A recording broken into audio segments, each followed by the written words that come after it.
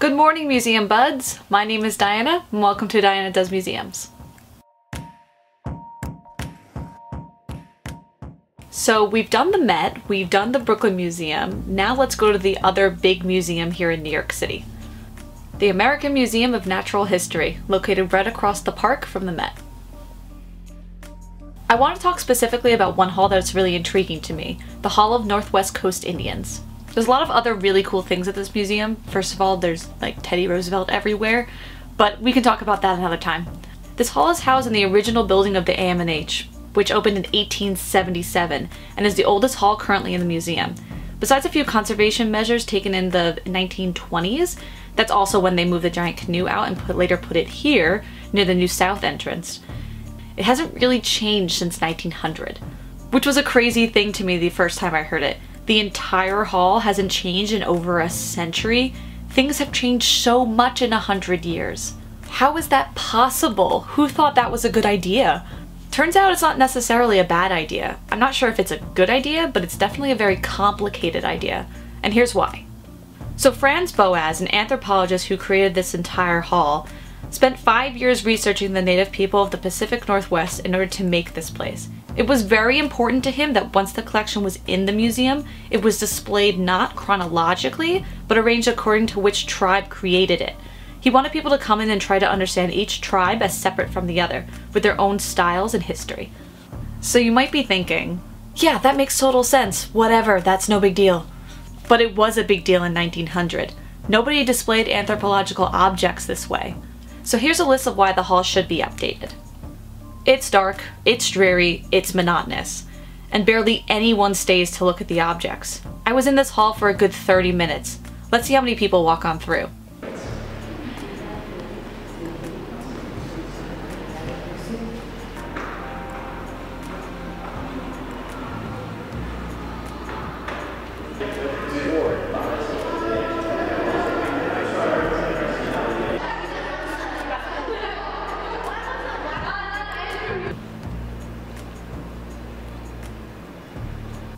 Look at the floors. I mean, they're awesome, don't get me wrong. Nobody makes floors like this anymore.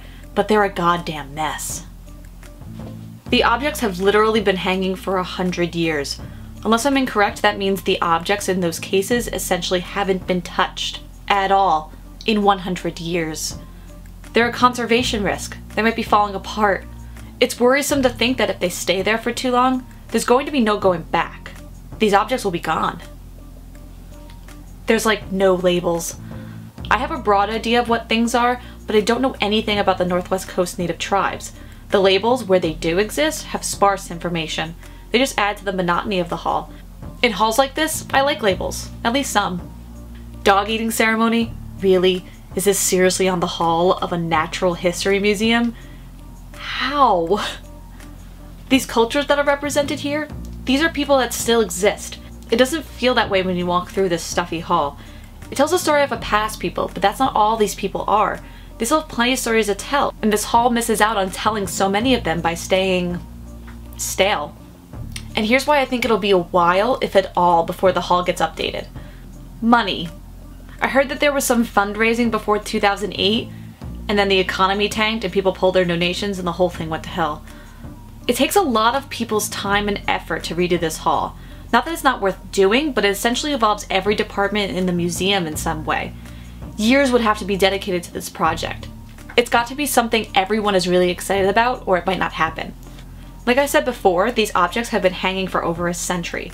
Could they fall apart if we took them out of their cases? Who knows what could happen? It could be a huge conservation risk. I think a lot of research and planning would have to be done before anything could be moved. There's also so many kinds of objects. Some are made of wood, some have paint on them, some are made of thin metals. If handled improperly or in a rush, it could be disastrous to the objects. There's this really cool thing about having a museum hall that's over 100 years old. You step in and you literally step back in time. You're no longer in a museum. You're in a museum of a museum, a place that preserves the objects it holds as well as the time and place in which they were originally put on display. I get to see the same things my dad and my mom and my grandparents saw when they came to this museum. And if they don't change the hall, my grandkids get to see what I saw and what their great-grandparents saw and what their great-great-grandparents saw. That's something that's really hard to pass down through the generations. But now you don't have to. The museum does it by not changing the hall. So what do you think? Do you think we should leave the hall as is? Do you think we should update it? If you do, how much do you think we should change? How dedicated should the curators be to Boaz's original concept of the hall? Boaz is considered the father of American anthropology. What does that say about how the hall should be handled? I have trouble picking a side on this. I understand both perspectives, but I worry as I grow older and have more experiences in museums, I'll change my opinion, and by that time it'll be too late. But I tend to lean towards updating it, mostly because I feel like less and less people are attracted to it the older it gets. What's the use of a wonderfully dated hall if no one stops to look what's in its cases? There is an exception, however. When I was there, a father was there with his 2 kids, and, well, I'll just show you what happened.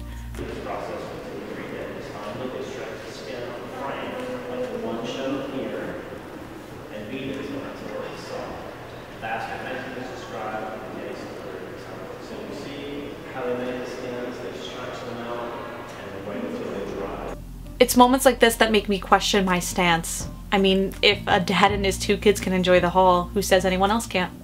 So tell me what you think. Update it or leave it. Let me know in the comments or on my Tumblr. Thanks for coming to the AMNH with me, and I'll see you at the museums.